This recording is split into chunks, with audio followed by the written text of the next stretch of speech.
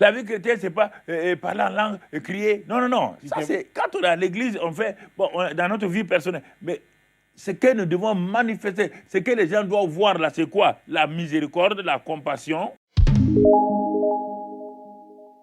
Alors, nous sommes dans le monde de la compassion dynamique.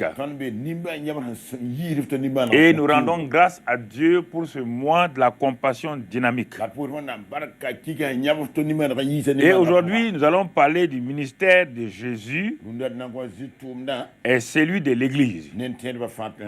Et c'est un ministère de compassion. Le titre, c'est « Le ministère de Jésus est celui de l'Église ». Quel est ce ministère-là? Un ministère de compassion. Un ministère de compassion. Il faudrait voir, parce que dans nos langues, parfois, nous confondons pitié, miséricorde, compassion.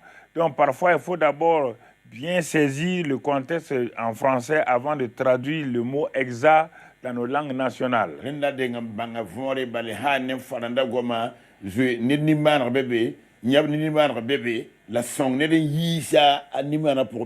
Écoutez-moi. Tout le ministère de Jésus sur la terre, c'est simplement un ministère de compassion. Un ministère de compassion. Ce n'est pas un ministère ni d'évangélisation, ni de prophétie. Tout l'ensemble du ministère de Jésus sur la terre, c'est un ministère de compassion. Mais si on comprend la compassion, on va saisir de quoi il s'agit exactement pour nous. Alors, comme l'Église est le corps de Christ, donc l'Église, même aujourd'hui, est un ministère, doit assumer son ministère de compassion. Normalement, on ne devait pas avoir les ONG. Dieu a été obligé de susciter les ONG pour faire ce que l'Église aurait dû faire. L'ONG Compassion Internationale, l'ONG World Vision, l'ONG Bourse du Samaritain, et l'ONG, beaucoup d'ONG chrétiennes. Et leur tâche aurait dû être exécutée par l'Église de Christ. Et c'est pourquoi il est important que nous comprenions quelque chose, que nous comprenons la parole de Dieu. Quand nous saisissons bien la parole de Dieu, cela va nous amener à aller loin. Si vous dites que c'est faux, c'est dans le XXe siècle que les ONG ont commencé à apparaître. Pourquoi? Parce que l'Église s'est rétractée et n'a pas joué le rôle donc de compassion qu'elle aurait dû réaliser. Donc, de susciter des hommes et des femmes qui avaient la vision de l'Église complète, comme il est dit, holistique.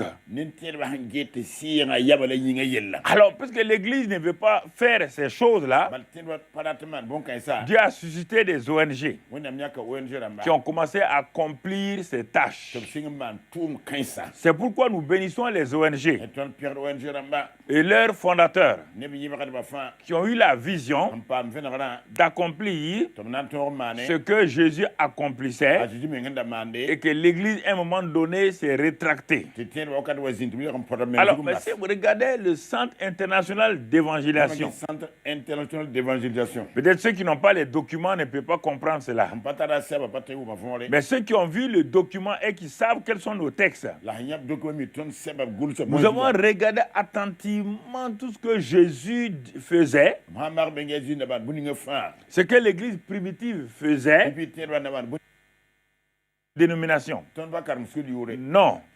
Nous sommes un mouvement. Le centre d'évangélisation est un mouvement, ce n'est pas une dénomination. C'est pourquoi ceux qui ont l'esprit dénominationnel ne sont pas à l'aise parmi nous. Ils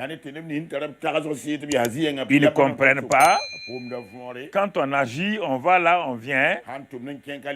Ils ne comprennent pas. La Bible dit par la bouche de Jésus que le Saint-Esprit lui-même est un mouvement. Il a dit à Nicodème, quand l'Esprit vient, on ne sait d'où il vient, d'où il va, mais il est en mouvement, allant dans la direction où Dieu le Père demande d'aller. Et c'est pourquoi le centre d'évangélisation joue le rôle d'abord d'évangéliser, ensuite d'enseigner, ensuite d'intercéder.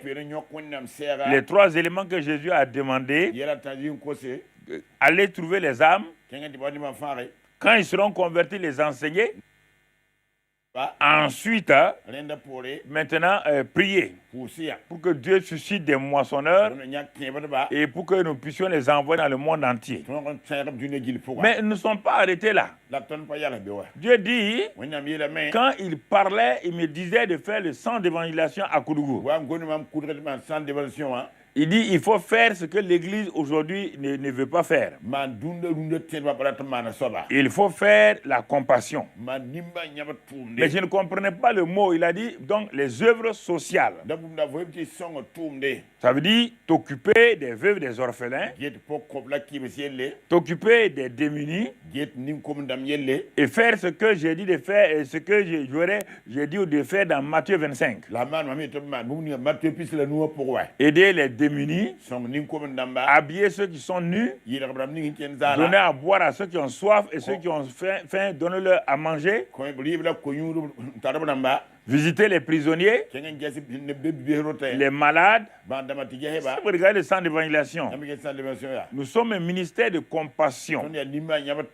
Et c'est pourquoi il semble avoir beaucoup de choses à faire. Les gens ne comprennent pas, mais le pasteur Karambiri, il a tout le temps des nouveautés, il n'y a aucune nouveauté. Parce que tu veux nous comparer aux dénominations, je crois que tu ne comprends pas ce qu'on fait. Si tu regardais ce que Jésus a fait, ce que l'Église primitive a fait, tu allais voir que nous sommes dans la bonne direction et qu'il n'y a rien, nous ne sommes pas hors sujet. L'Église primitive n'était pas dans un esprit dénominationnel.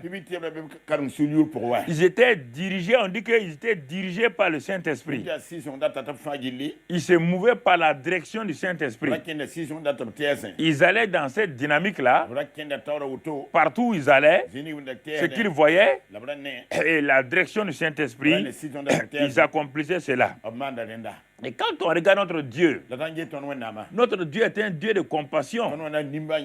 Quand on regarde déjà dans l'Ancien Testament, dans Exode 33, et quand Moïse a dit à Dieu au verset 18, Exode 33, verset 18, Moïse dit, fais-moi voir ta gloire. Fais-moi voir ta gloire. Vous entendez?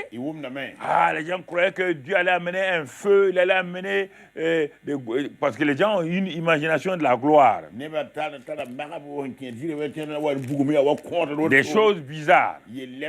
Regardez maintenant chapitre 34, Dieu va répondre à Moïse. Puis il a dit, fais-moi voir ta gloire. Exode 34, verset 5. L'Éternel descendit dans une nuée. C'était auprès de Moïse. Et proclamant le nom de l'Éternel. Et l'Éternel passa devant lui et s'écria, Éternel, l'Éternel, Dieu miséricordieux et compatissant, lent à la colère, riche en bonté et en fidélité, qui conserve son amour jusqu'à 1000 générations, qui pardonne l'iniquité, la rébellion et les péchés. Prenez ces deux versets-là, vous allez voir tout le caractère de Dieu. Et ce que Jésus est venu pour faire sur terre, et ce qu'il a laissé à l'Église de faire. Regardez, si vous ne croyez pas, premier élément, quand il passa devant Moïse, il dit, je m'appelle d'abord Éternel, l'Éternel. Je suis miséricordieux. 2. Compatissant. 3. Lent à la colère. 4. Riche en bonté. Fidèle. 5. Et je conserve mon amour qu'à 1000 générations. Et je pardonne l'iniquité. Donc, 7 choses. Ces 7 choses-là, on doit les trouver dans la vie de chaque chrétien.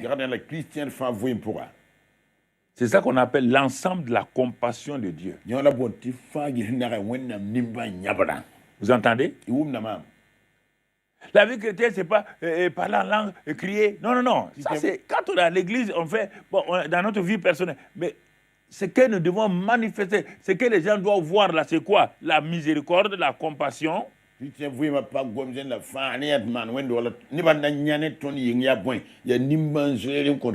la colère, riche en bonté, riche en fidélité, et qui a l'amour. L'amour s'étend jusqu'à 1000 générations. Il pardonne l'iniquité. Donc tu vois. Tu vois. Même quand les gens ont des problèmes, Dieu dit que c'est seulement 3 ou 4 générations. Mais son amour s'étend sur 1000 générations.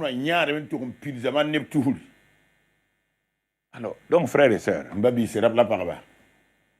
c'est ça le caractère de compassion de Dieu. C'est ça.